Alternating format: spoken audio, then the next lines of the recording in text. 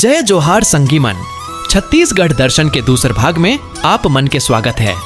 आज हम देखबो आस्था और जंगल ले भरे 5 और सुंदर जगह। नंबर 6, माँ महामाया मंदिर, रतनपुर। बिलासपुर जिला के गौरव और भारत के 52 शक्तिपीठ मके एक रतनपुर के ए मंदिर में माथा टेके बर भगत मन दूर दूर ले आते। नंबर 7, बारणवापारा अभयारण्य। बलौदा बाजार के ए घने जंगल में तुमनला शेर, तेंदुआ और 4 सींग वाले हिरण दिखे बर मिलही। प्रकृति प्रेमी मन भर ये स्वर्ग एम। नंबर 8, घटारानी माता मंदिर। गरियाबंद के जंगल के बीच बसे ए मंदिर के बाजू में एक बहुत सुंदर झरना बहटे। ये जगह हा धार्मिक और प्राकृतिक जगह हरे, जेहा अपन झरना और शांत वातावरण बर चिन्हे जाते। रायपुर ले ये सिर्फ 75 ले 85 किलोमीटर दूर है। नंबर 9, दंतेश्वरी माता मंदिर।